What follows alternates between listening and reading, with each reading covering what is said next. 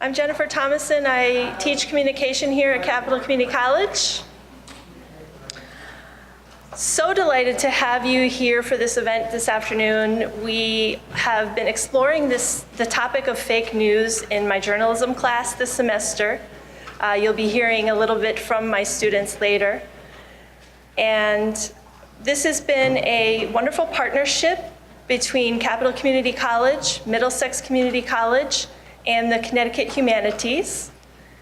And it is not isolated to today's event. There have been other forums and some video projects and various other things that we've been doing as part of this partnership surrounding media literacy and specifically this theme of fake news and journalism. So to start us off today, I would like to show a video that represents a collaboration between my students in the communication media program and the students who are also studying media production at Middlesex Community College. And that will lead us into today's event. They went out on the streets of Hartford and also on the campus of Middlesex to interview folks about their views.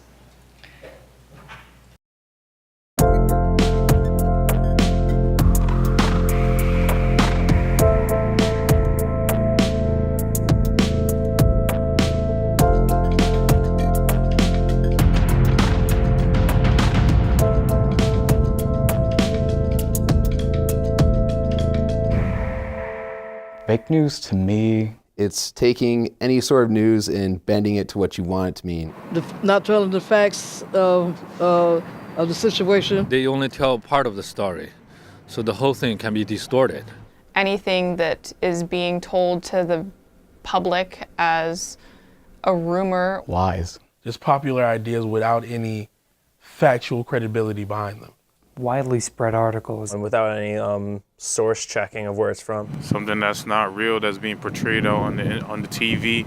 Propaganda. A story that is that kind of takes the person's opinion and try to sway it and present it as facts. They usually will take clips of an interview or some forum or something and take the pieces that they want, snip it, and then use it for whatever their rhetoric is or their agenda is. I understand it as a political agenda.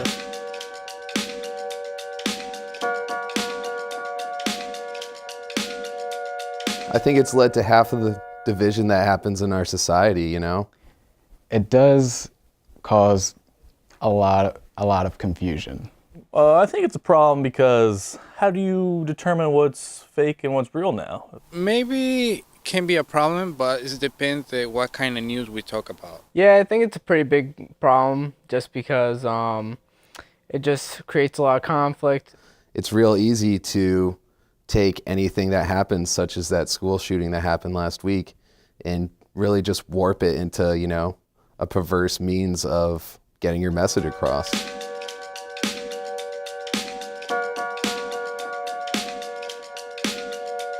Well, these days I hardly read the news or check out anything. Not a whole lot, and I kind of fault myself for that. I just see my Google feeds. It comes down to whatever shows up in my Facebook feed, and whatever I like, I just follow that source and try to look at counterpoints to really get a real idea of what I think. Generally, I trust local news to deliver adequate news for stuff that happens in the state. If you want to go for like accurate news, I'd say CBS. The New York Times. I watch Eyewitness News and Channel 4 and stuff like that. For a more grand scale, I would put faith in BBC. I actually trust news outlets like BBC because if it's another country kind of like looking in on us, you kind of get every perspective. I have multiple sources, you know. I know a couple of different languages. So if you get news just from, let's say, America, the news may be distorted. But if you can, in this case, I read Chinese. If I get news from the Chinese media, you may get a better understanding.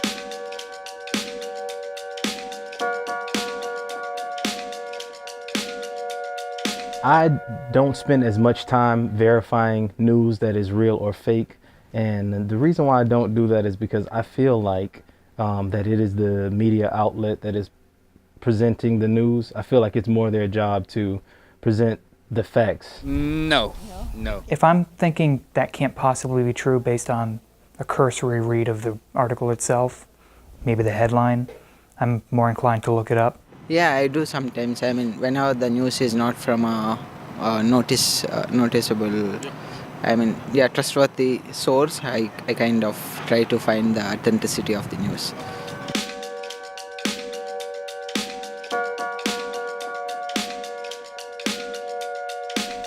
I don't really think that the problem of fake news can be solved, at least not completely. It's more of based on the community as a whole. I think people just need to take it upon themselves to really source their information they get, regardless of where they get it. It's going to take time. People are going to have to change their way of thinking. I think we could be a little more skeptical of the articles we read, and definitely be willing to put in the research to verify it. It's really on you to get to the bottom of the news and what you believe in now.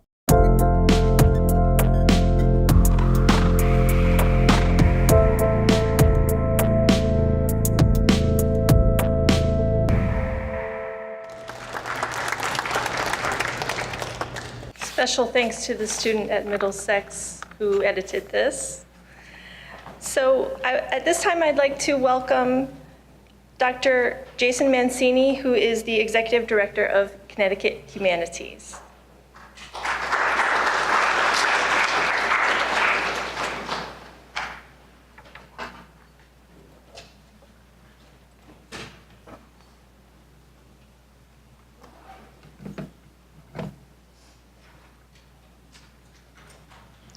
Hi everyone, welcome and thank you for being here.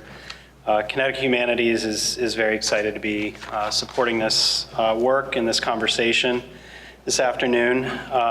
In 2018, Connecticut Humanities will be a convener to help facilitate a statewide exploration about why people are so distrustful of the news, how technology is changing our information consumption, and how citizens can better evaluate news sources.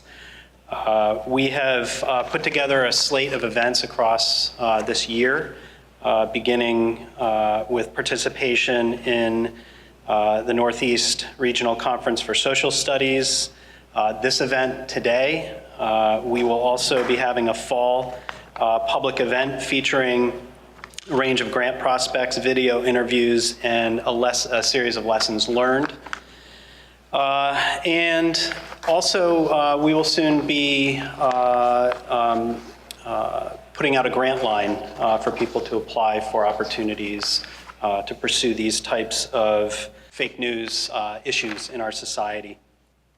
We are funded for this project by the Federation of State Humanities Councils with money from Mellon Foundation, so we're very grateful to them. And before I introduce our moderator, I'm reminded to ask you all to fill out your Journalism in the Age of Fake News survey. Looks something like this. So our program, Fake News, Is It Real? Journalism in the Age of Social Media, will be moderated by Larry Rifkin.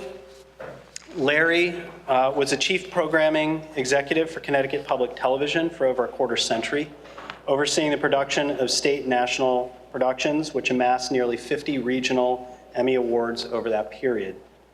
During his tenure, he developed the Connecticut Experience series of documentaries in partnership with Connecticut Humanities Council.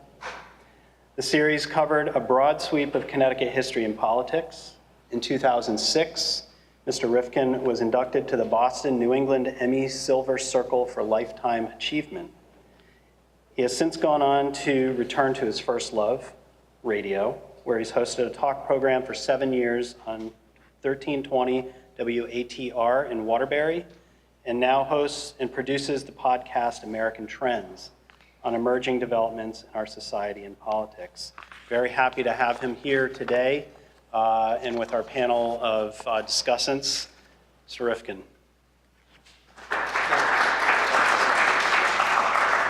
Well, good afternoon, everybody. And what a great afternoon to talk about a topic like fake news. Let me ask you, because a lot of you are students and you're going to have the first opportunity to ask some questions later on today. How many of you think that you have been ensnared in fake news traps that have been set for all of us? You do? Okay. A number of you. Come on, we probably all have. When you read your morning newspaper today, and maybe that's an anachronism, maybe nobody reads the actual print version, but do you think that that was fake news in any fashion? Because it might not have been totally accurate. It was the first draft of history. It may be proven wrong later on. But do you think that was fake news? I mean, if you do read, even online, a newspaper, I'm just curious. Well, to me, I think that's an important point because that gets to intent. And there are people out there who are intending to get us all ensnared, and they have no intention of giving us the true story or even attempting to bring that to us. And so when we look at this issue of fake news, to me, the curiosity has been how it has been co-opted by every side we can imagine. And it's being called out by anyone who disagrees with whatever it is they read, see, or hear. Therefore, it's gotten kind of immersed in a cloud and haze. And I hope that this afternoon we can help to unlock some of the mysteries of really what is fake news. And before we introduce you to this incredible panel that's been assembled by the Connecticut Humanities, let me say that you can look at fake news in a number of different ways. Either it's a new problem, or it's an age-old one, or it started with the dawn of television, or maybe the birth of CNN having to fill up 24/7 in terms of news. It's either caused by or can be contained by technology. These are hard questions that we're going to have to ask and answer. It can either be checked by new regulation or the reimposition of old regulations, or perhaps more government will lead to solutions that are worse than the problem. It's a threat to our democracy, or it's a natural outgrowth of a marketplace of ideas, unfettered and splintered.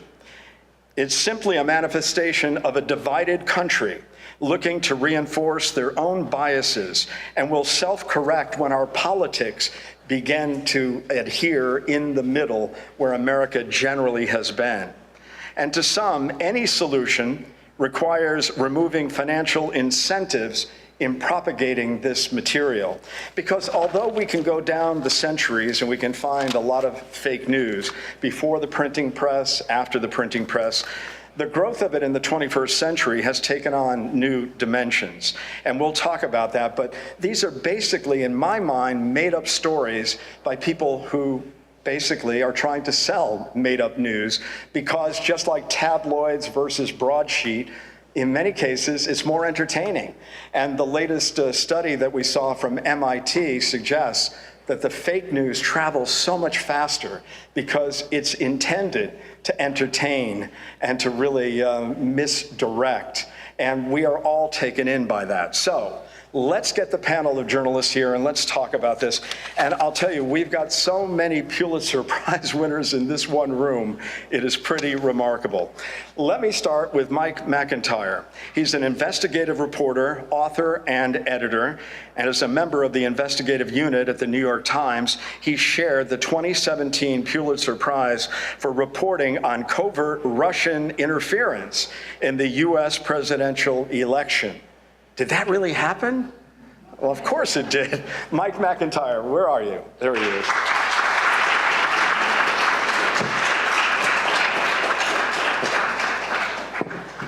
Gina Seay is with us, a senior level communicator, currently transitioning to a new communications career after having served in various editing roles, including content manager of the Lifestyles and Entertainment Department at the Hartford Courant. Gina?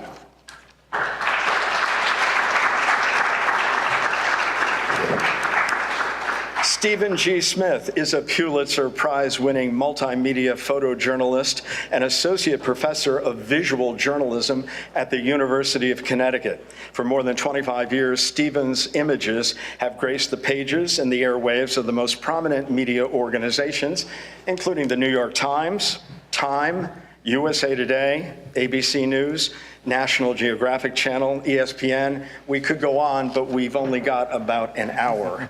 Mike Stanton is also with us, an associate professor of journalism at the University of Connecticut and a former investigative reporter at the Providence Journal, where he shared a Pulitzer Prize for investigative reporting.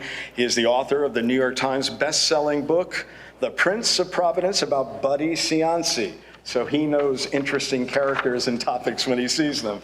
Why don't you come up, Mike?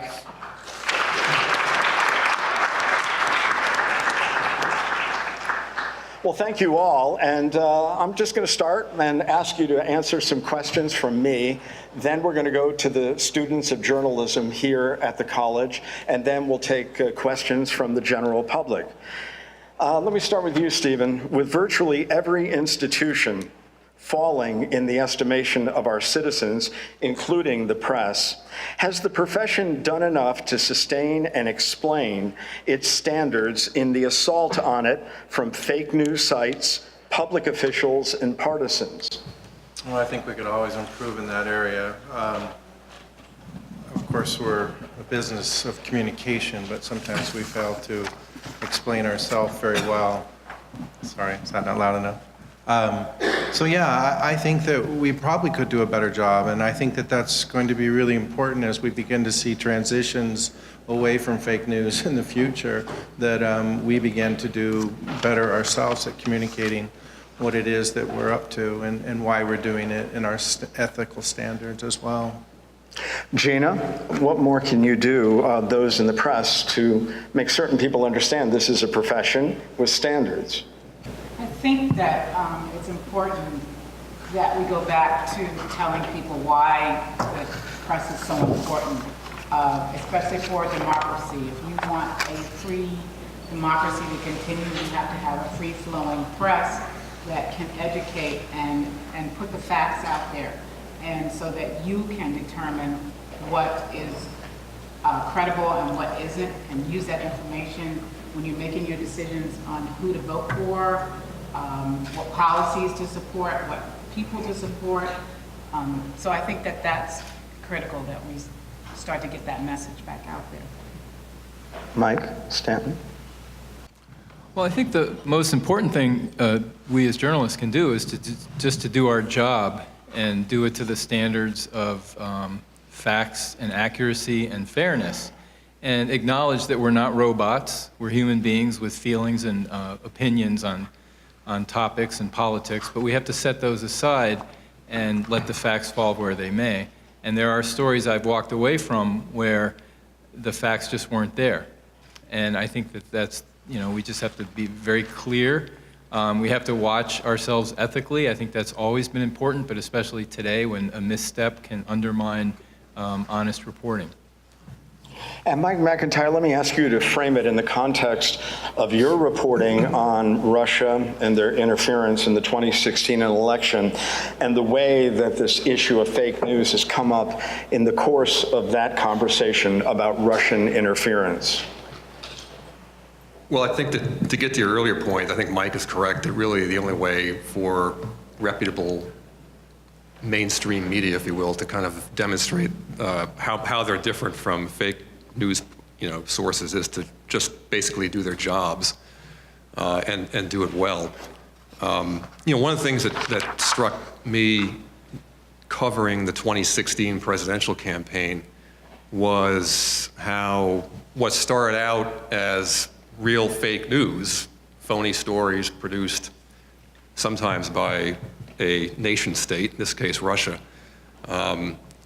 which was really sort of creating weaponized information to be used against us, how that concept got completely turned on its head by mainly President Trump and his supporters, who co-opted the term to now discredit real journalism.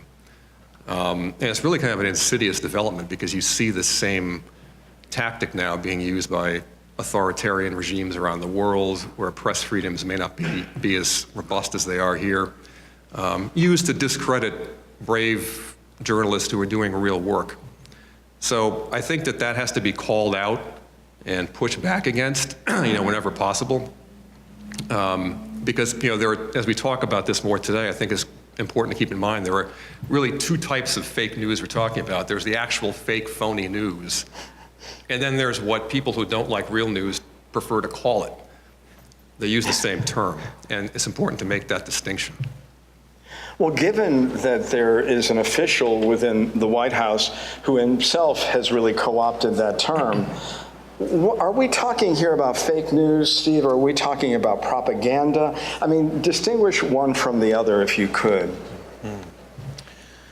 Well, I think definitely, the current political situation is twisting the meaning of real news, and I think, the manipulation of news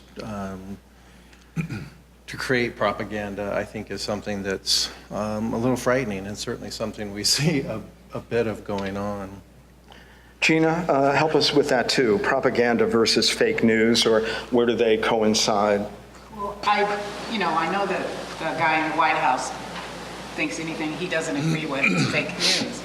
So when you asked us to gather for this panel, I started just researching it, and I had no idea that it was as prevalent as it is. And it's not just the president that's putting out there. There's just the citizen journalists who have they call themselves journalists, who have an agenda, and these things the social media makes it spread faster.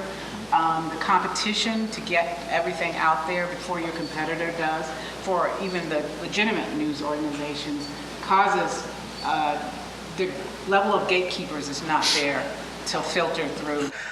Mike Stanton, well, let me ask you, I think it was Newton Minow who said that technology is destroying the truth. Can we get it back if you have all these bottom-up journalists and yet there's no filter, there's no contextual nature to it, there's no monitoring, there's no editing, they put out what they want, and oftentimes they're being remunerated very handsomely for doing it. Yeah, the fake news thing, and I think the language, like Mike was saying, is really important because it has been co-opted in a very dangerous way. But actual fake news, it's not fake news, it's lies. It's made up stories. It's like when the president's advisor called it alternative facts. No, they're lies. So don't use these jargony words that obscure the truth. And I think that throughout history we've had fake news stories. In colonial times, somebody put out some fake letters that George Washington purportedly had written from Valley Forge, questioning the cause of the American Revolution. So those have always been with us. But what I think today, and whenever technology changes, there's always this watershed moment where it brings us great benefits, like Newton Minow was talking about. Is it a vast wasteland? And it's interesting, when radio first came into prevalence in the 1930s, it was such a powerful tool that you all know the story of The War of the Worlds, the H.G. Wells science fiction novel about an alien invasion. And that was broadcast as a mock news program on the radio, and despite the disclaimers, lots of Americans panicked when they heard that and thought we were truly under invasion.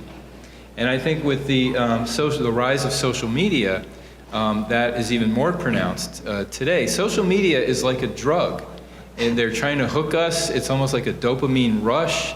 You see something really salacious, the more salacious the better, and you're quick to share it. I had an example recently where the Roseanne Barr show came back online, and a lot of people were arguing about that and her politics. And in the midst of that, somebody tweeted a photo of Roseanne Barr dressed up like Adolf Hitler, taking a pan of cookies out of the oven. And my immediate impulse was to retweet that. And then I thought, is that real? Is that a doctored photo? Because you can doctor photos today. And I did a little research, and I found that it was real. She had posed for a photo shoot for a magazine that caters to young Jewish professionals like 12 years ago. And it was talking about what can we laugh about today? Can we make jokes about Hitler? But the point is, if you don't do that research, you're quick to retweet it without thinking. And even if it is accurate, what's the proper context? So it's a brave new world out there. Mike McIntire, if the virulent strain of fake news that now permeates our culture has two bases for it, technology and political polarization, which of these contributors is more easily addressed? I mean, is there a way to get this genie back in the bottle in any manageable way anytime soon? I think the short answer is no. I think that, in terms of the technology, as Mike was saying here, I mean, it really is probably the single biggest differentiator from what we saw, over the last couple of hundred years. And one of my favorite examples, in addition to the one you mentioned, was the 1828 presidential campaign, where flyers were printed up and distributed claiming that Andrew Jackson was a cannibal, that he had eaten Native Americans during the War of 1812. Martin Van Buren was accused in a fake news story of wearing women's clothes under his own clothing. So, I mean, this has been with us for a long time. What's different, I think, are two things. One is the technology has made the ability to spread this kind of garbage much more easy, and the scale of it can be much more intense. And I think you also see for the first time, as I mentioned before, the use of this type of technology by nation states like Russia to basically wage political, warfare against us. So, what do you do about it? I think, I'd be reluctant to try to impose any kind of government intervention in this realm, because I think it is a slippery slope. You don't know where it would stop. I think the best thing we could do would be to try to educate people, much in the same way we are today, as to where to get their information from and how to vet this stuff. I mean, if you're getting your news, like one of the guys in the video said, mostly from Facebook, don't. Because you just don't know where that stuff is originating from. During the presidential campaign, my own mother-in-law, who's a Christian conservative, told me one day that she'd gotten an email from a friend who was passing along a linked story, which originated on Facebook, saying that the Pope had endorsed Trump for president, which was complete hogwash, but she believed it, and so did her friends. So, if you're looking for places to get your news from, I don't want to be a shill for the New York Times. I think that, reputable, known sources are where you need to look. And, people who gravitate to social media for their news, and I know there are a lot of them, how you reach them and kind of educate them on this, I don't know what the answer to that is, but I think that one step we are seeing happen with the social media giants is kind of an effort on their part to try to regulate within their own ecosystem how some of this stuff sluices through, Facebook posts and that sort of thing. And hopefully there could be some traction there. What kinds of markings do we need to help us? For example, if I'm an MSNBC viewer, if I were to watch Fox, would I even know what universe I was really looking at a particular night, or vice versa, a Fox viewer turning to MSNBC? And even within those universes, in terms of what is opinion, what is a host, what is journalism, what is the news content, Stephen, what can we do to make some of this clearer? Better branding of commentary, opinion versus news? What more can we do? I think branding and education is important in this area.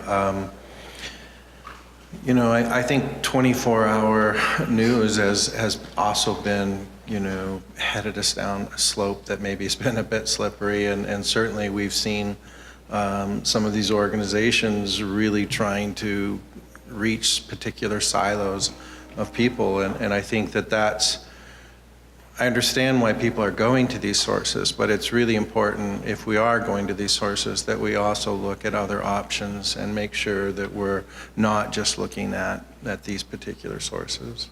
Gina? I think it's really critical that people realize that they've got to become more media literate and pause before you tweet. I was shocked when I found out that there's 7,500 news sites. People refer to. And we know they're not all legitimate. So you need to be very critical and I mean, keep a stable of the established sites in your phone, and then and read beyond the headlines also. Make them prove to you in what they've written that it's true, and if you have any doubt, then,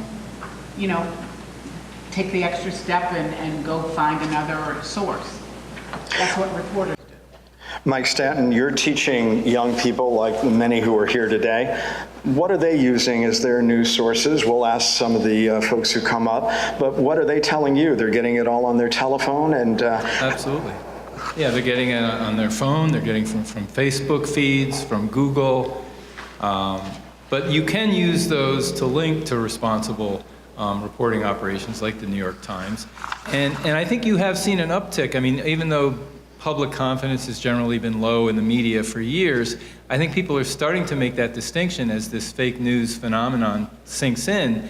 And since the 2016 election, we've seen reputable news organizations increase their circulation, hire new staff, and public confidence. And I think the other problem is that with the cost cutting in the changing media landscape, a lot of these, and more time to fill with these 24/7 news channels and the infinite internet, is that people are substituting cheaper, easy opinion shows and for hard news and for facts.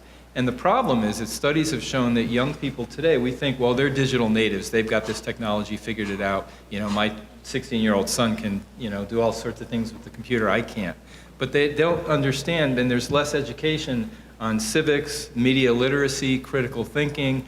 And there's studies, Stanford found that middle school, high school, and college students have a real big problem distinguishing, a news story from an ad, and fake news from real news. And it used to be that we could agree on our facts and we would have different opinions. Now we can't even agree on the facts. And that's all become kind of a critical mass of trouble. Mike McIntire, the other night, Michelle Wolf made some people stand up and take notice.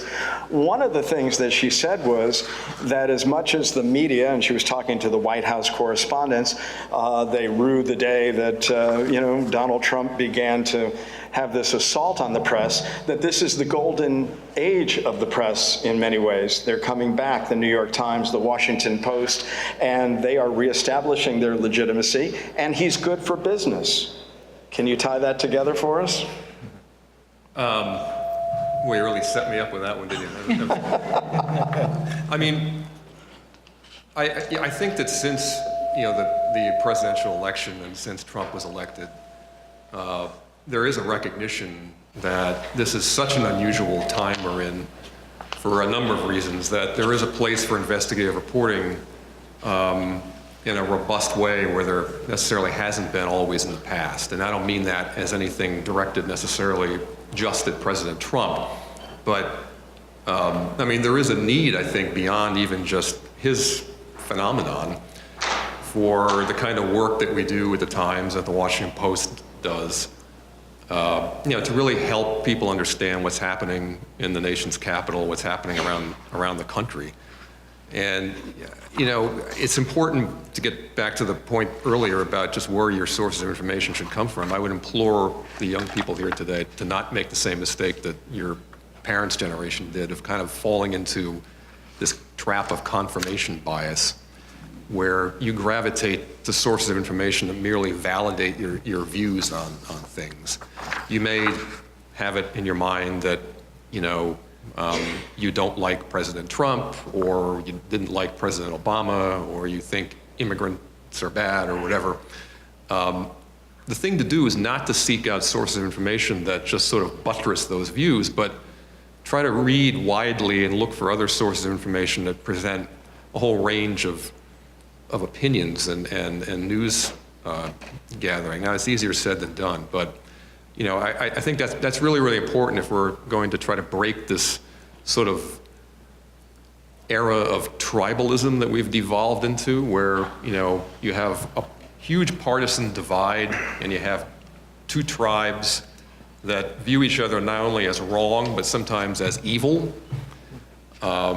And not only is your political opponent incorrect on the facts, but they're just a bad person. And that seems to be the driving notion in a lot of what you see in political discourse today. And it's reflected and fed by fake news. And we can point to any number of examples just in the past couple of years, but so it's all kind of part of the same mix, and it's gotten very toxic. And so I think, to get back to your point, I mean, there is a role, more so now than ever, for robust, independent, investigative reporting to kind of try to cut through all this and help people make sense of it. Before we get to some students, and if you'd like to line up with your questions, that would be great. One more question.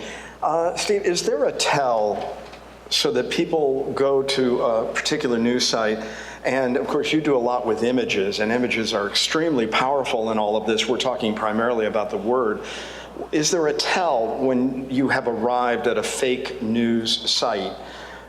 Any warning, anything that you should really be aware of or leery of as you begin to peruse the internet for content and information?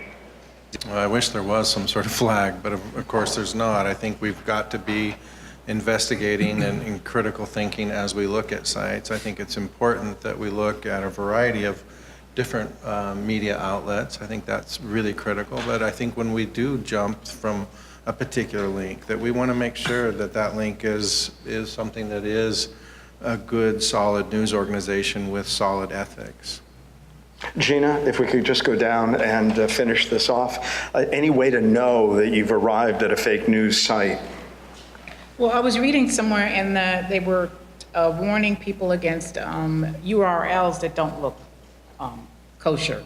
Like may have, the first part of the URL may be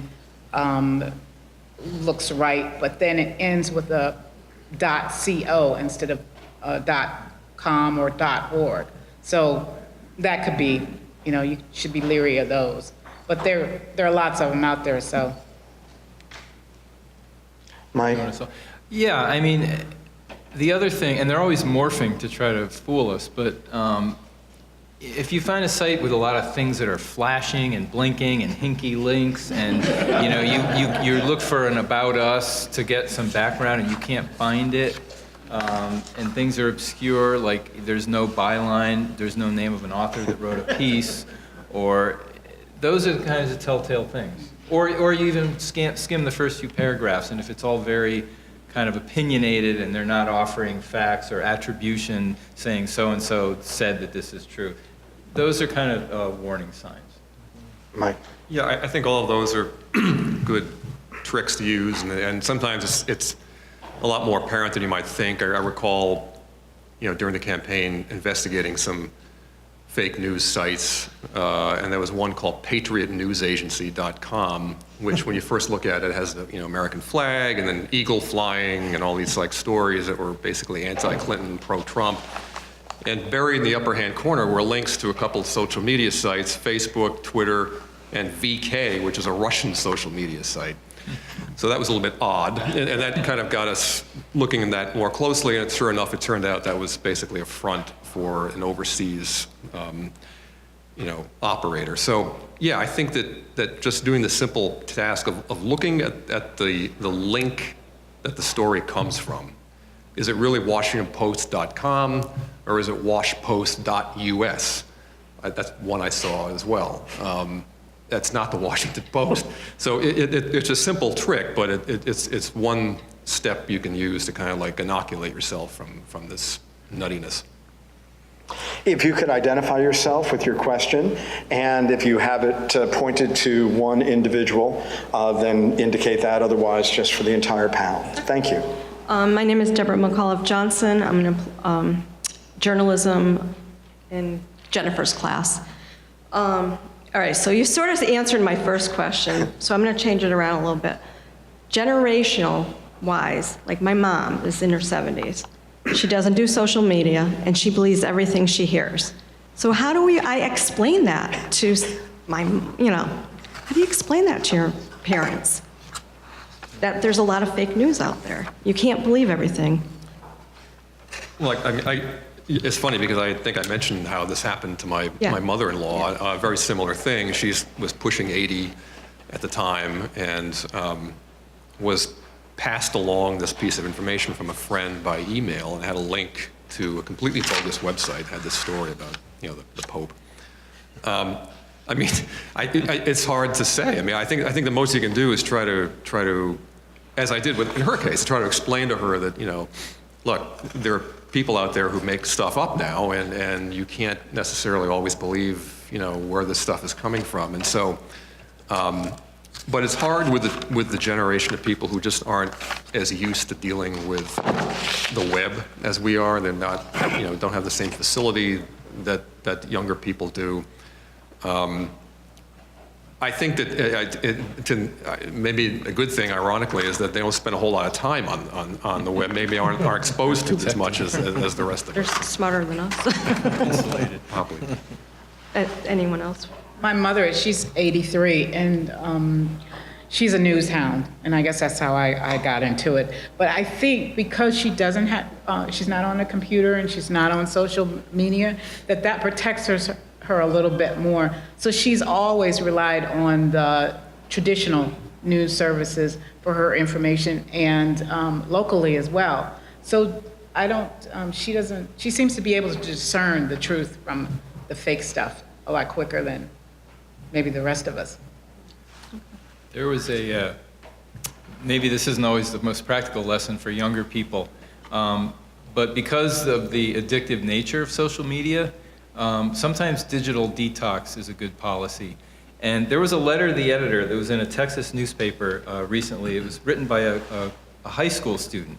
And she wrote, flipping through each page of the paper exposes me to articles on a variety of topics. In contrast, scrolling through digital news triggers an onslaught of algorithms catered to my personal preferences. Follow the trails of you may also like, and soon all the information on the web page aligns with one's individual views. A broad understanding of current affairs is best gained from reading the news in print and will help prevent the echo chamber and confirmation bias that afflict our society. That was good. And I thought, well, that's a pretty mature, of course, cynically, I wondered, did somebody write that for her or make that up? But either way, that's a very sage piece of advice to keep in mind. Okay. Second question, I've heard a lot of cons about social media. I want to hear some pros.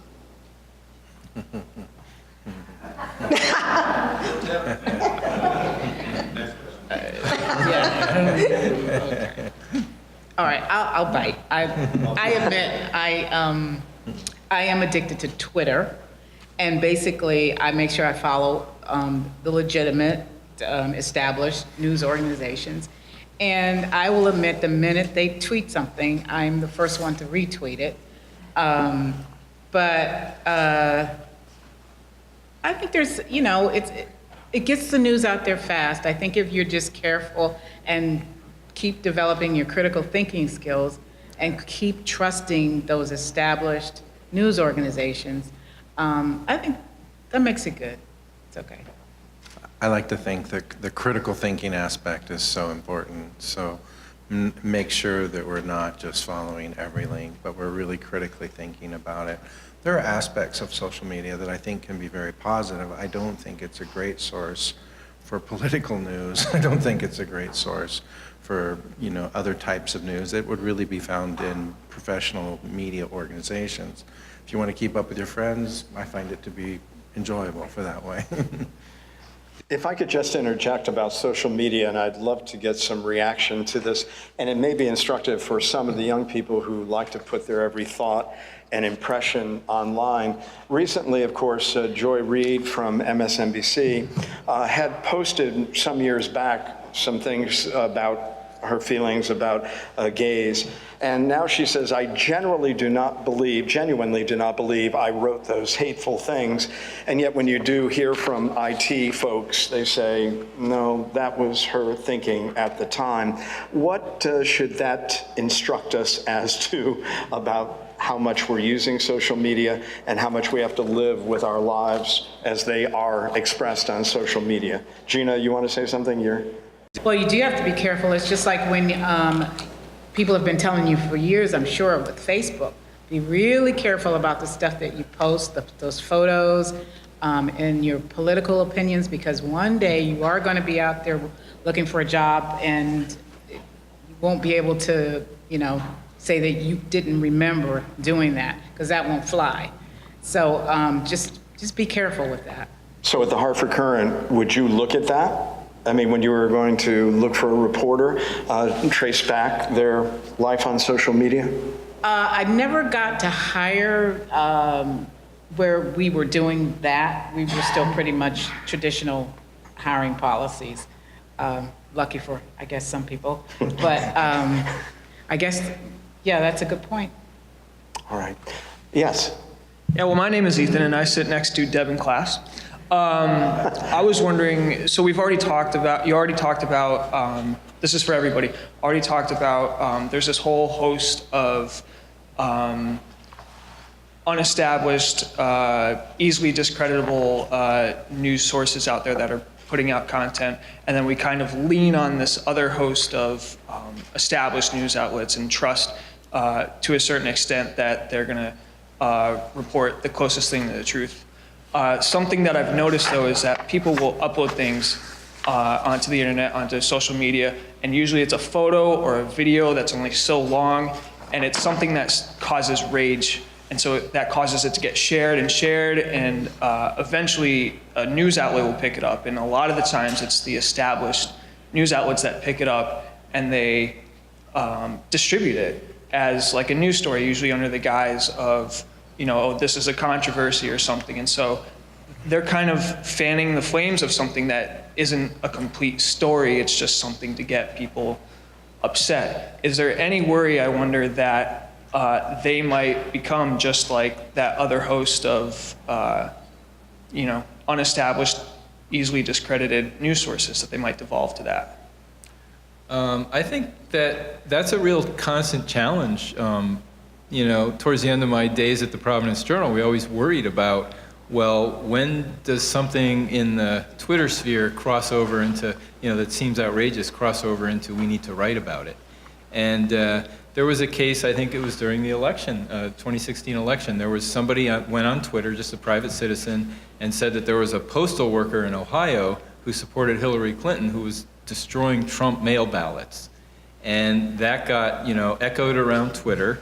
And then a conservative blogger picked it up, and then it found its way into Rush Limbaugh's orbit, and he started, ranting about it.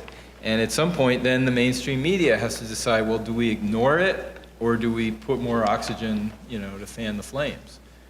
So that is a challenge out there. And I think when you do report on it, you have to report on it as a phenomenon and put it in the proper context of where it's coming from. In this case I just gave, obviously somebody traced it back and kind of, did the genesis of how it evolved. Yeah, I think that you have to be careful if you're at a mainstream news organization, so to speak, to not fall victim to, chasing clicks. At the New York Times, we have pretty, strict guidelines as to when we would post something, pick up something off of social media. It has to be newsworthy by our standards. Of course, there's always some subjectivity there in determining what's newsworthy. Again, during the campaign, there was a complete bogus fake news piece which originated, somewhere about this child sex ring that was supposedly being operated out of a Washington, D.C. pizza parlor involving high-level Democrats. Complete nonsense. It rose to the level, though, where, a lot of people on social media were buying into it, believing it, passing it around. It was wending its way into other more slightly legitimate news sites. Eventually, as many of you probably know, a guy who didn't seem to he wasn't playing with a full deck of cards, read this, heard about it, and got a gun and went to the pizza parlor to try to free what he thought were going to be children being held in captivity. So here you've got an example of fake news morphing into something that had real life consequences that could have gotten somebody killed. So that's kind of a obvious example of how you would, if you're the New York Times, Washington Post, Wall Street Journal, you would write about that. But also kind of there's a bit of a cautionary tale. You can't completely ignore this stuff. I mean, even before it gets to that point, you can't pretend like it's not happening because, if a lot of people are passing it around and believing it and sort of breathing air into it, you kind of have to decide at some point, what do we pay attention to this or not? And it's kind of a case-by-case thing. And in fact, that was retweeted by Michael Flynn's son. Michael Flynn, who was president at, I think it had just been fired or was still his national security advisor. And you have the son of the national security advisor who worked on the Trump campaign is retweeting this rumor about child abuse ring at Comet Pizza involving the Clintons. Yeah. How many of you, when you read something and you know for a fact that it's not true, are willing to put on beneath it fake news or this isn't real? Think about that. I think, occasionally I'm willing to do that when I see a photograph that I know is not legit and even give a link to a source that, calls it into question. And I think that's important. I think that that we need to stand up for what's right and what's true. And I think at times that means that we put ourselves out there a little bit. Even sometimes maybe it's a tiny bit unpopular, but that we're willing to do that when we see something that we know is not legit. So I'm glad that you guys think that people shouldn't believe Facebook gossip. I'm glad that Pizzagate came up. Uses fake news can kill people. So I want to ask about the most momentous fake news story of my lifetime. So Iraq has WMD. They bought yellow cake from Gaddafi. They bought aluminum tubes to make missiles. Chemical weapons program is reconstituted, biological weapons capabilities, nuclear. So what, Colin Powell said, don't let the smoking gun be a mushroom cloud. Iraq is working hand in glove with Al-Qaeda.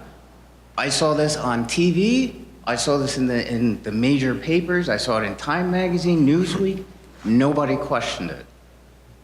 And it was put out there every day, this fear campaign. So, I mean, that's led to the deaths of hundreds of thousands of people.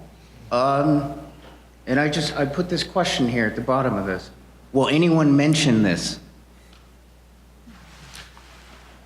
I'm really glad you brought that up because it was a kind of a dark day in, I think, journalism in this country in terms of the failures of mainstream media to properly vet, this information that was coming out of Washington. The New York Times was guilty of that. I think this is an important point, though, especially as we're talking about fake news. The types of fake news that we're discussing here today, I think, are some of the obvious ones in which you've got sources. But that was obvious. I was a teenager and I could see that evidence was manufactured. It made no sense. I'm talking about the sources of the information being obvious. In other words, when we talk about Pizzagate or something like that, you look at where that's coming from and it's, obviously not something that's very reliable, right? In the case of what you're talking about, the run-up to the Iraq War and the justification of it that appeared in these news stories, it was originating from sources of information that traditionally had been reliable, or reviewed as reliable. Curveball? And so what ends up happening in that particular case, which I think is an important distinction to make in terms of who produced this news, the New York Times fell down on that, and they acknowledged it, and they did a humongous investigation of themselves and produced a very in-depth series of stories about how the New York Times screwed up. After the war? No, after the run up to the war. I can't remember exactly when that came out, but when it became clear that this was something which was based on shaky information or not even information that existed. So there was some accountability there, which is something that I think is also a measure of what makes a reputable news organization. If you're trying to decide where you're going to get your information from, you're not going to get that from many of the sources that we're talking about here today. So, I mean, you make an important point about what do we define as fake news versus an honest mistake. And you can argue about whether or not that's a momentous mistake. I think in this case, you have a pretty strong argument that probably was. But was it a mistake driven by malevolence? Was it a mistake driven by geopolitical strategic goals? Was it a mistake driven by partisan objectives? No, it was a journalistic failure, which the New York Times owned up to and took responsibility for. Was it a mistake? Was what a mistake? Was it a mistake? You mean the stories about Iraq having the Yeah, I mean, this is a huge mistake to be on every TV channel, in every newspaper, in every magazine. Right. Well, if I could jump in, I don't think what Mike is saying is that it wasn't a mistake, but it wasn't a deliberately manufactured story by a reporter, who knew it was wrong at the time. Yeah, I think but that's an didn't important take the distinction. necessary steps to verify it. How are we supposed to spot fake news if you can't?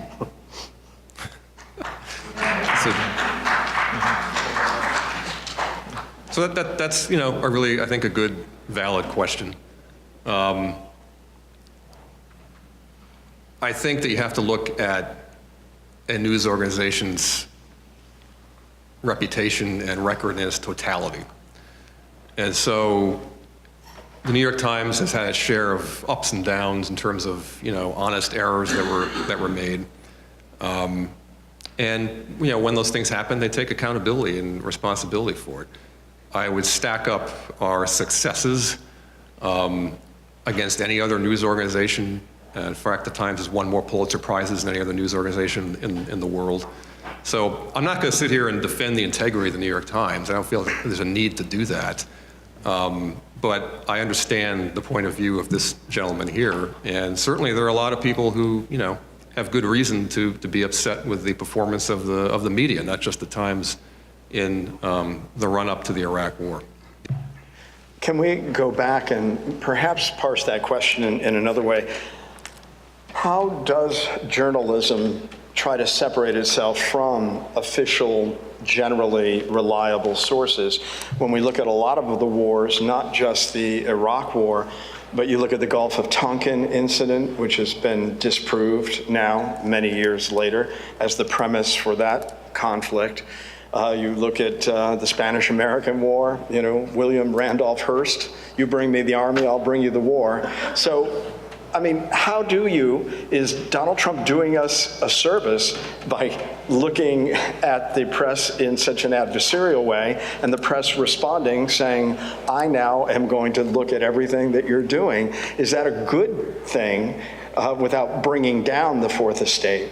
As opposed to cozying up to those official sources. Why don't we just go down the line on this? I'm going to step back and address the original question as well. I don't think we're perfect. And I don't think we claim to be. We try really hard to make the best draft of the first draft of history that we possibly can. We have an established set of ethics that really help guide us. And occasionally we screw up, and I think that the point was well taken, that was a case where potentially we screwed up, and it was a big cost to it. But we're certainly not perfect, and I recognize that, and I find this profession to be incredibly humbling, but I find it to be also very, very important. Gina? I would agree that just like anyone in any profession, no one's perfect, and you go in day to day, but you also have to realize that it really is a calling, and it's an even bigger challenge for the reporters coming along now. You've got so many demands to get the story, to interview the people, to get the video, to get the photo, and to get it posted before your competitor. And you don't have the gatekeepers that used to be in the newsroom that could help make sure that everything was factual. So to the reporters coming up, it's going to be even more critical that you develop those critical thinking skills, that you have those sources and those sources have other sources, and that but do realize that most journalists that are really serious from credible organizations are really dedicated to telling the truth, to get you the facts so that you can make the determination. You know, journalism is often called the fourth estate, and I think when you look at the uproar over the White House Correspondents' Dinner the other night and Michelle Wolf's monologue, and a lot of the reaction I've seen from people within journalism and outside is that they're fed up with the White House Correspondents' Dinner. They think it should be abolished.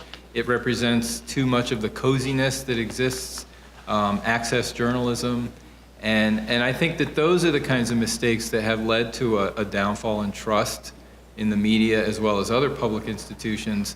And I think that that has helped with, coupled with the rise of social media, has helped create really fertile ground for fake news and blurred, you know, the actual definition of fake news into a shorthand, anything I don't like. And that's had dangerous consequences, you know, not only for President Trump's war on the media here, but abroad. Malaysia just passed a law last week outlawing fake news, criminalizing reporters who report fake news. 21 reporters in other countries around the world went to prison last year after their more oppressive governments than our democracy jailed them for reporting fake news. So it is a danger, but there is a difference between reckless reporting, irresponsible reporting, mistakes, and outright, you know, fraud. Yeah, I mean, it's becoming harder, I think, too, because we're living now in what has been called sort of a post-fact era, where it used to be said that, you know, you're entitled to your own opinion, but not your own facts. Now everyone's entitled to both, their own opinion and their own facts. And it's made things quite difficult if you're in the business of trying to, you know, present facts to people. It's just, you know, added another layer of complexity and stress in terms of dealing with the institutions you have to deal with to get information, determine what's newsworthy, pass it on to people in an intelligent, contextual way, and have them believe it, because you've got, you know, very loud voices telling certain segments of the population that it's fake or it's not believable. So yeah, it's a challenge, unlike one that we've faced in the past. But you know, I think that it's certainly something which should not be overstated either. You know, one of the things I think an important point to make is it's sometimes easy to blame fake news for things that you may not be happy with. If it was the outcome of the election, you might be upset about the role of fake news. There's no real way to measure this, though, to determine, like, you know, whether it really matters all that much that some bogus story is sluicing around Facebook. So I think in addition to all of the cautionary words that you're hearing today, it's also important to kind of not overstate it either and get too worked up about it, because it's not the end of the world. Okay, come on up. As a postscript, we should all remember that we lost, I believe today, 9 journalists in Afghanistan. And these are journalists on the front line trying to get us the story. So there's a postscript to the war that seems to never end in the Middle East. How you doing? Hey. I remember when earlier you guys said that later when things kind of settle down, that news and facts will be more important and maybe taken more seriously than they are today. I don't know if I agree, because it's like we're kind of like consumers, right? And we like things that kind of, you know, work better. Like we want our cars to run faster, you know, more miles and stuff like that. So we want our stuff to be more streamlined, almost like the news. That's not entirely honest, all right? So aren't you like fighting human nature at this point, like progression? Like, I mean, people want easy, quick stories in their quick, fast lives. I mean, giving them a detailed story, most people are gonna like kind of like go the easy route. You know, that's just human nature in a way. Are you like kind of like fighting a really hard uphill battle? Yeah. Yes. Yes. Attention spans are a lot shorter. Yeah. That's one of the challenges. But I think that there's a difference, though, between content and the form in which it's delivered. So it's possible to have both. I mean, you can have, bite-sized stories, on your iPhone, and it's legitimate news. It's not something that's just made up. I mean, just real quickly, one story which stuck with me from the coverage of the 2016 campaign was when we were trying to figure out who runs some of these fake news websites. I'm not talking about Facebook, but websites that had weird domain names, but they were cranking out all sorts of garbage that people were passing around. We looked into some of them and were able to figure out that some were based in Russia and in the former Soviet republics like Georgia. And so we went over there and tried to actually find some of the people who were running these websites that were cranking out pro-Trump, anti-Hillary stuff in the US. There was one website, actually a whole collection of them, run by a college student in Georgia, this former Soviet Republic of Georgia. And he told us very matter-of-factly how he got into it.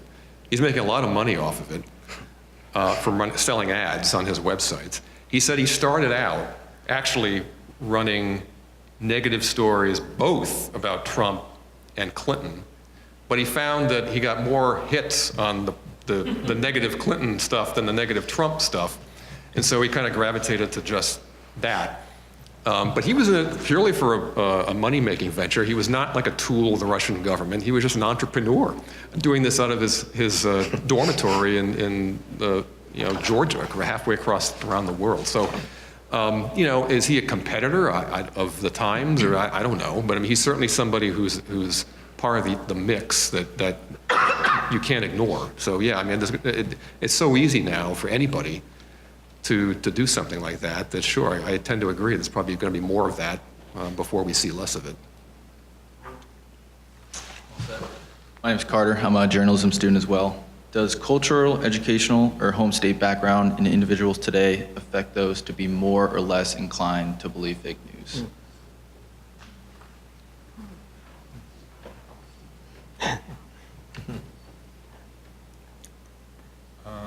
I think there have been studies that showed that that more people who were inclined to support President Trump were inclined to consume fake news stories. On the other hand, I think there have been studies that we don't want to jump the gun that say they don't really know how much these fake news stories actually influence a voter's opinion or decision versus just reinforcing their already held beliefs. On the other hand, when we talked earlier about the fact that young people in this digital age are less able to distinguish, facts from propaganda, that cuts across, I think, all ideological lines and backgrounds. So I think there's still a lot that needs to be studied about this. Sounds like a great research project. Hi, my name's Josh. I'm also a journalism student here at Capitol. My question is, so when I go on, I'm guilty. I don't read newspapers. I don't go watch news. I would say it's my nature to read more has increased since I joined the class, but I usually get my stuff from Twitter and stuff like that. So Twitter is more like an open discussion, right? People they post videos, pictures, captions, news stories, fake things. And it feels like everyone's discussing their opinion on the matter, and then somehow their opinion turns into the truth, and people keep spreading that like an echo chamber. So how do you think that affects how younger generations are going to grow up and almost evolve the way news is told? I think that's a really interesting question. I mean, Twitter, I think, has an unfortunate tendency to make all of us act like middle schoolers having a spitball fight in the cafeterias. At its worst. But at its best, it does provide a way for you to have your own sort of personalized news feed. Depending on what you choose to include, you can very quickly pick up on stories and things you might otherwise not have had access to once upon a time. But I think that does tend to lead to balkanization of people's, news sources, where they pick sources that they think will validate their own preconceived view of the world, and that's a problem. So, I mean, my recommendation is to use Twitter the way I do, which is to basically pick a lot of different sources of information. So it's a constant stream of stories coming from outlets that you know, maybe before Twitter I wouldn't even have had access to very easily, but now I can, you know, get a full range of ideas from. But I mean, it's tough. I mean, yeah, it's like young people today are used to consuming information in bite-sized bits. And if they very quickly scroll through something like that and don't fully understand where it's coming from, yeah, I think that's a serious problem. But what you do about it, what do you think? Well, that was my follow-up question, is that I think there should be a requirement in education, maybe at the middle school level, probably more prevalent, and above, to have literacy classes, media literacy classes, and maybe even technological classes, like based on Twitter, like just apps, because that's going to become the future, I feel like. There's a bill, isn't there a Senate bill that was it just passed, or Connecticut, that has created an advisory council within the Department of Education relating to internet safety, digital citizenship, and media literacy, trying to promote that kind of thing in schools? I thought it was. Could be. Maybe it was just There is a lot of effort like that, and I think today's panel is an illustration of that as well. I know the town library in Mansfield, near UConn's main campus, they've instituted a digital literacy program. That is one of the things that people are stressing. There was actually the RAND Corporation came out with a study earlier this year about the phenomenon of fake news, and they actually called it a clever title. They called it Truth Decay. And one of the four tenets of this problem they saw was a decline in civics education and media literacy, and so they've talked about we need to do more research into that area and beef that up. And I am seeing anecdotally different, you know, around where I live, different high school teachers are, you know, incorporating fake news into their curriculum. I have an example, actually, for at least an idea for the college level. So at CCSU, they made us made the freshmen all go to like kind of a skit about like sexual harassment and domestic abuse and how to deal with it. Do you think it would be a good idea to have a skit about fake news, maybe? I do. Your opinion on that? Yeah, I think it'd be a great way to deal with it. Yeah. Thank you. You bet. Maybe we could try some improv right now. Yeah. Let me see how good we are. Yes, and by the way, the general public, we don't want to leave you out of this conversation. So if you came expressly to hear about this and to get your thoughts on the table or your questions answered, please come up as well. Well, thank you for coming and sharing your time with us. I'm Kelson A.T.M. Modest. I'm actually an adjunct professor here, and I would say a lifelong student. And I've grappled with this question even before I came here. So a comment and a question. And the comment is, well, that's your question. Why are we so apt to want things fast and quick? And the question is, and a couple of you actually mentioned that in your responses, the fact that we're not spending enough time in our curriculum training students of all ages to be critical thinkers, I think it's a problem that we're facing with this particular item of fake news, because whether it be science or journalism, I think there's always been fake things out here. There will continue to be fake things, and if we create critical thinkers, they'll be able to sieve out what's real, what's valid, and what's not. And I think there's some things that should be fast. Even to the public, for example, if there's a tornado watch, I would want to know that it's a real item, because I'm going to the basement. And if tornado watches became fake, I think the entire society would give up on the weather news, even though sometimes it's inaccurate. But if tornado watches were fake news, I think we'll stay outside rather than run into the basement for safety. So what I'm really trying to say is, why are we not spending more time teaching everyone how to be critical thinkers, as we do in science, and as you've learned in journalism? Because I don't think that's happening. And when your high schoolers are graduating from high school and they can't read a basic line graph which are in the newspapers, which show up on the television screens. So these folks that we are picking up this information are looking at these graphs and a photograph or any type of visual image, and they can't even read through it. We're not spending enough time teaching folks in our society how to be critical thinkers. Yeah, I think, Any thoughts? Yeah, I think one of the issues I'd read was that the whole trend in education today is we've fallen behind in math and science. We have to emphasize math and science more, STEM, that's where the jobs are. So there's been kind of a drift away from, the more social studies courses. And now I think people are realizing those are important as well.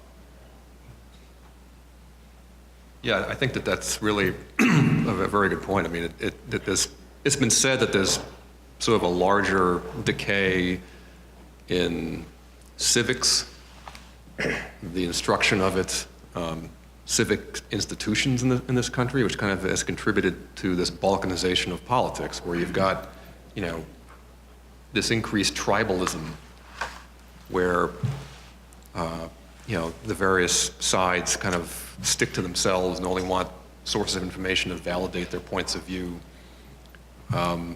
And critical thinking skills, I think, is one way to combat that.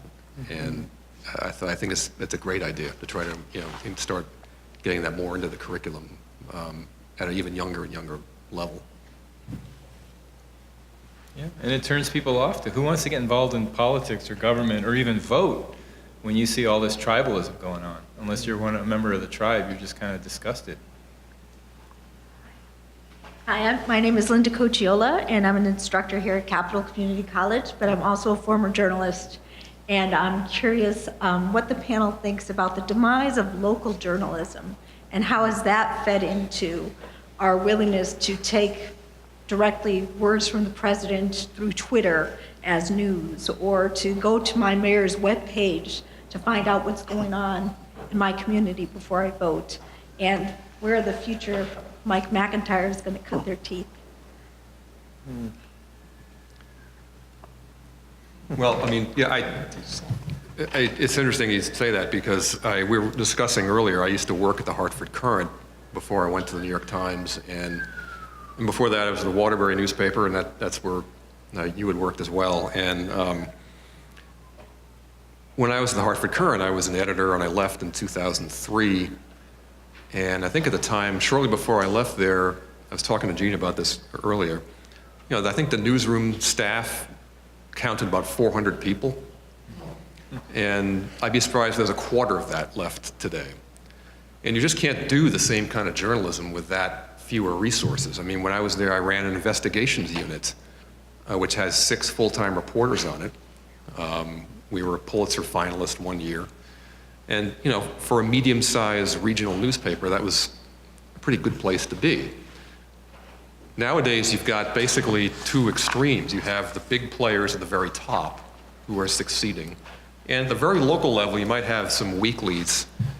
Like in my town, I live in southwestern Connecticut, and there's a hometown weekly newspaper which seems to do okay, and you kind of you can pick it up every week and find out what's going on with the local boards and government, that sort of thing. But in between there is a big shrinking, wasteland of which used to be occupied by serious, good newspapers, which are struggling today to provide people with information they need to keep lawmakers accountable and keep their institutions acting responsibly. So that's one of the sadder results of this digital revolution that we've seen, and it's one that there really is no easy answer to in terms of how to solve it. It's been a conundrum that's been very painful to watch as well.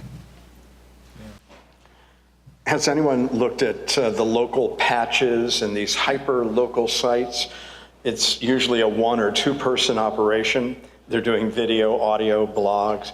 Are those having any impact in local communities? I know in Fairfield County, there's a lot of activity in Darien and Wilton and those kinds of places. Yeah, I mean, for the ones I've seen, and they're really nothing that you would go to find serious news stories about, like, what's happening with the state budget or what's happening with crime rates in the state, or, I mean, they might help you know, like, when the Christmas tree pickup is going to be, you know, after the holidays. But, and I'm serious. I mean, that's really what, and I know because I submitted information about that from my son's Boy Scout troop to the local patch in my town. But, I mean, you know, what you need are newspapers like the Waterbury Republican, the Connecticut Post, and the New Haven Register, and the Hartford Courant to be able to, in a really robust, vigorous way, keep people informed, and they just don't have the resources to do it like they used to.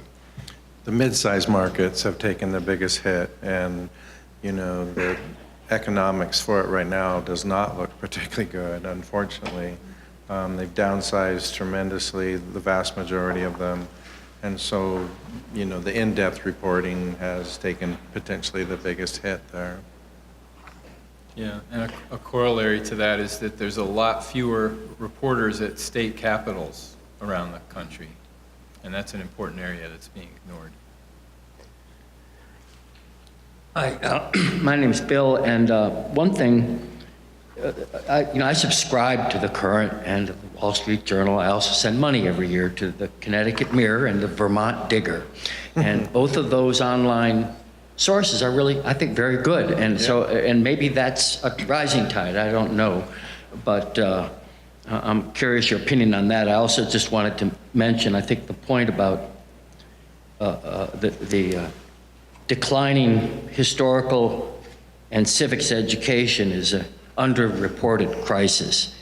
And the STEM thing that took off and everybody embraced it is, that's important too, of course, but it boggles my mind that we are supposed to be self-governing, but we're not even teaching our children the tools. And in college, liberal arts have been discredited. So if you have any influence, write more stories about that. But I'm curious your opinion about these online newspapers.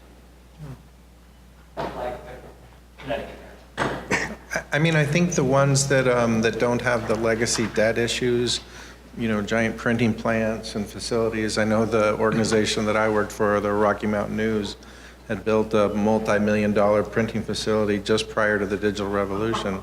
That wasn't a particularly great business decision at that time. That debt really hurt them, of course. So these organizations that don't have that debt and are not looking at that sort of distribution model that the traditional newspapers were, are I think, in a pretty good position to potentially succeed. And it's fun to see them really kind of dig in and begin to do some quality work. Yeah, that's one of the things I've been looking at and I'm interested in. I always tell our students that you're going to help invent the future, that it's not all bleak and hopeless.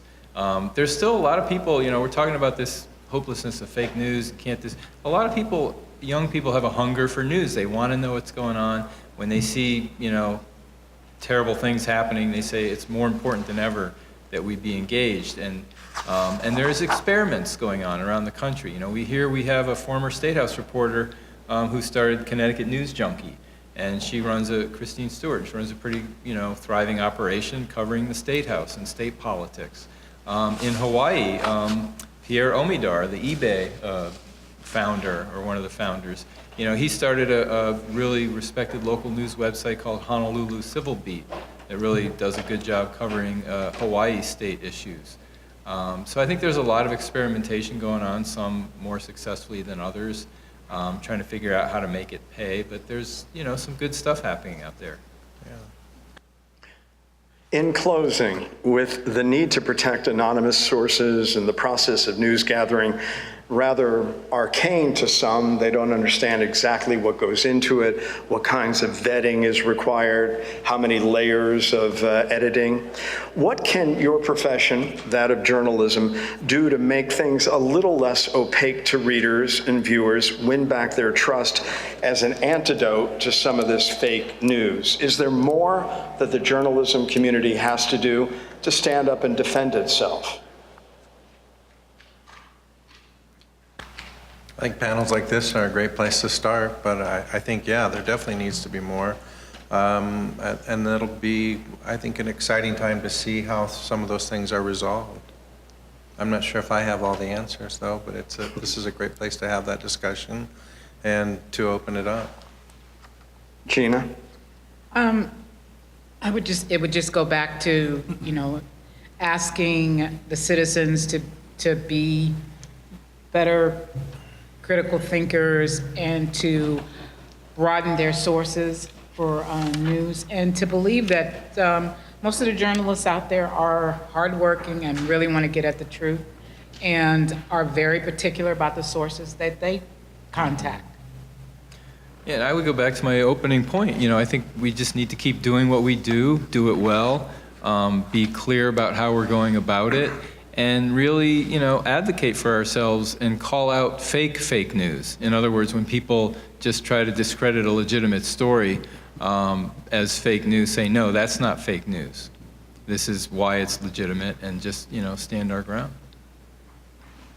Yeah, I agree. I think producing great content is just the best way to kind of speak to this and make our points, as well as push back against the growing tendency to just dismiss real news that you don't like as fake news. I think in many ways that is actually a little more concerning than the actual fake news, which I think is of kind of marginal impact, although there really is no way to kind of accurately measure how many people believe these false stories and what the results of that is. But I think, as we've said earlier, a much more insidious byproduct of this is the tendency amongst, in some quarters, to just sort of use the term fake news as almost like an epithet to wield against legitimate stories and legitimate journalists. And you don't have to look too far to see the dangers that legitimate journalists face, including what happened just today in Afghanistan, where a number of them were murdered in a terrorist attack just for doing their jobs. That's not going to happen to some idiot sitting in his basement cranking out fake news. So I think that the mainstream media, so to speak, could do a better job of sort of defending itself or making its case. But I think that the strongest way to do that is just produce good stuff. It's hard to deny great work. I mean, when you see stuff that's really well done, great journalism. And as a whole, I found this profession to be very admirable. And the people that I've worked with historically, I've just some top-notch people that really care about society.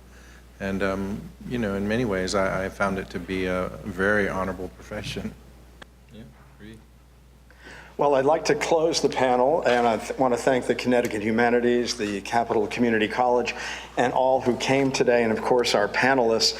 As we close the last session that we did with social studies teachers, talking about a book that many of you may want to go back and get called Amusing Ourselves to Death from 1985, Neil Postman, looking at the view of the world of Huxley versus Orwell and who had it right. And I'll leave you with a quote from that book. Orwell's visions are much easier to recognize and to oppose than Huxley's. Everything in our background has prepared us to know and resist prison when the gates begin to close around us. But who is prepared to take arms against a sea of amusements? Something we all have to ask ourselves. It may take more work, and as our last president before our current president said, what is required of us now is a new era of responsibility, giving ourselves to this difficult task. This is the price and the promise of citizenship. So thank you all, Mike McIntire, Mike Stanton, Gina Seay, and Stephen Smith, and all of you for coming today. Thank you very much.